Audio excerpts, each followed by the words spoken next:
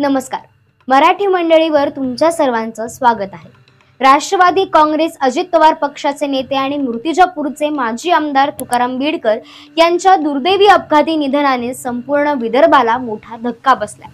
तुकाराम बिडकर हे विदर्भ वैधानिक विकास मंडळाचे माजी अध्यक्ष देखील होते. त्यांच्या निधनाने राजकीय आणि सामाजिक वर्तुळात शोककळा पसरली आहे. हा अपघात राष्ट्रीय महामार्गावरील शिवणी टी पॉइंट येथे घडला. तुकाराम बिडकर हे भारतीय जनता पक्षाचे नेते चंद्रशेखर बावनकुळे यांची भेट घेण्यासाठी अकोल्यातील सिटी स्पोर्ट क्लब येथे गेले होते. मात्र परतीच्या प्रवासात त्यांचा दुचाकीला एका मालवाहू वाहनाने जोरदार धडक दिली. या अपघातात त्यांचा जागीच मृत्यू झाला. या अपघाताचा अंगावर शहारे आणणारा सीसीटीव्ही फुटेज समोर आला. या फुटेज मध्ये तुकाराम बिडकर यांची दुचाकी महामार्गावरून जात असताना एका भरधाव वेगाने येणाऱ्या मालवाहू वाहनाने त्यांना धडक दिली आणि ते जागीच कोसळले. हा अपघात इतका भीषण होता की त्यांचा जागीच मृत्यू झाला. तुकाराम बिडकर यांच्या आकस्मिक निधनाने संपूर्ण विदर्भ हळहळला आहे. अनेक राजकीय नेते, समाजसेवक आणि स्थानिक नागरिकांनी त्यांच्या निधनाबद्दल शोक व्यक्त केला.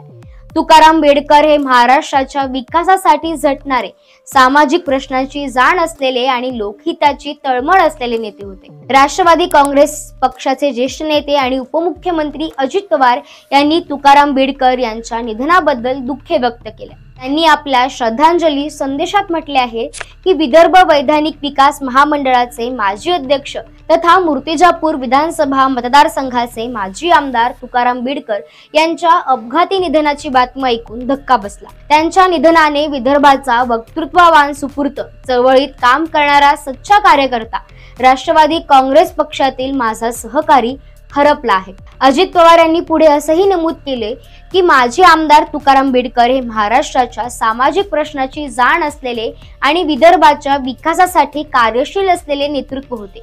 3 महिन्यांपूर्वी झालेल्या अपघातातून ते नुकतेच सावरले होते.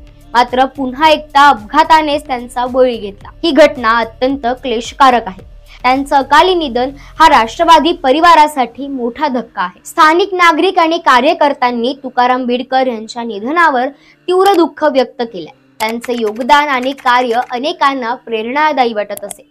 अनेक स्थानिकांनी प्रशासनाकडे मागणी केली आहे की अपघाताची सखोल चौकशी करण्यात यावी आणि जबाबदार व्यक्तींवर कठोर कारवाई देखील करण्यात यावी. तुकाराम बिडकर यांच्या अपघातामुळे पुन्हा एकदा महामार्गावरील सुरक्षेचा प्रश्न ऐरणीवर आला आहे. वेगावर नियंत्रण ठेवणे, वाहतूक नियमाचे पालन करणे आणि महामार्गावर सतत गस्त ठेवणे आवश्यक आहे. शासनाने अशा दुर्घटनांना आळा घालण्यासाठी अधिक कडक उपाययोजना कराव्यात अशी मागणी समाजाकडून केली जात आहे. तुकाराम बिडकर यांच्या निधनाने महाराष्ट्राने कर्तव्यदक्ष, मेहनती आणि लोकहिताच्या कामात अग्रणी असणारे नेतृत्व गमावले.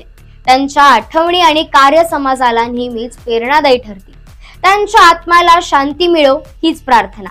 यावर तुमचं मत आम्हाला कमेंट मध्ये नक्की कळवा आणि अशाच माहितीपूर्ण व्हिडिओसाठी आपल्या मराठी मंडळ चॅनलला सबस्क्राईब करायला विसरू नका.